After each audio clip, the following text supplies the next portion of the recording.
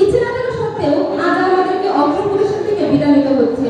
আর শিক্ষা জীবনে আরেকটি অধ্যায় সমাপ্ত করে পরবর্তী অধ্যায়ের পাঠা উদ্দেশ্যে আমরা বিদায় নিচ্ছি। আপনারা আমাদের জন্য দোয়া করবেন যেন আমরা ভবিষ্যৎ জীবনে আরো উন্নতি করে দেশ ও জাতি গঠনের জন্য ভূমিকা রাখতে পারি। শিক্ষা জীবনে আপনাদের অনেক শাসন পালনের মধ্য দিয়ে আমাদের যেতে হয়েছে। কখনো শাসনের এই বেড়াজাল বিরক্তিকর মনে হলেও আজ এই শেষ মুহূর্তে বুঝতে পারছি এটা আমাদের জন্য খুব কল্যাণ করছিল।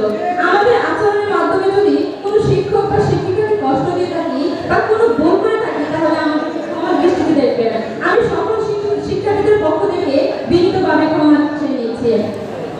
আজকে এই বিদায় দিনে কয়েকজন শিক্ষকের কথা না বললেই নয়, যারা আমাদের জন্য অক্লান্ত পরিশ্রম করেছেন। তাদের অত্যন্ত দক্ষতার মাধ্যমে আমাদেরকে পাঠদান দিয়েছেন। খায়রুল স্যার, মামুনের সাথে যুক্ত রয়েছে মকসুদ স্যার, নাসরিন ম্যাম, স্মৃতি ম্যাম, হাসিম স্যার ও আরো অন্যান্য শাখার অনেক শিক্ষকরা আছে যারা আমাদের অত্যন্ত দক্ষতার সাথে আমাদের পাঠদান দিয়েছেন। তাদের উৎসাহমূলক বাণীগুলো আমাদেরকে ভবিষ্যতে ভালো কিছু করার অনুপ্রেরণা দিয়েছে। আমি তাদের কাছে আবারও কৃতজ্ঞতা প্রকাশ করছি। অধ্যক্ষ মহোদয় অত্যন্ত দক্ষতার সাথে আমাদের পড়ালেখার পরিবেশ নিশ্চিত করেছেন। সেই সাথে শিক্ষার্থীদের মানসিক বিকাশে আপনার গৃহীত পদক্ষেপ সত্যি প্রশংসনীয়।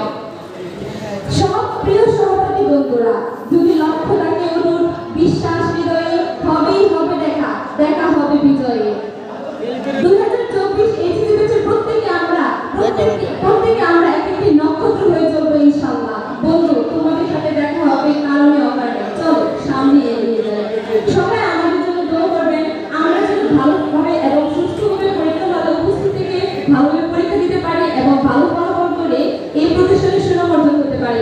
সর্বোপরি দেশ ও দেশের জন্য যেন আমরা নিজেকে নিয়োজিত করতে পারি। পরিশেষে প্রাণপ্রিয় এই প্রতিষ্ঠান এবং এই প্রতিষ্ঠানে সকল শিক্ষক ও শিক্ষিকাবৃন্দের উজ্জ্বল ভবিষ্যৎ ও দীর্ঘায়ু কামনা করে আমি আমার বক্তব্য এখানে শেষ করছি। ধন্যবাদ সবাইকে।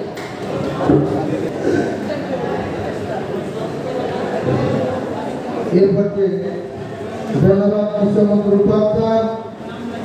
এরপরে আমাদের সামনে বক্তব্য নিয়ে আসছেন আজকের এই এইচএসসি সাধারণ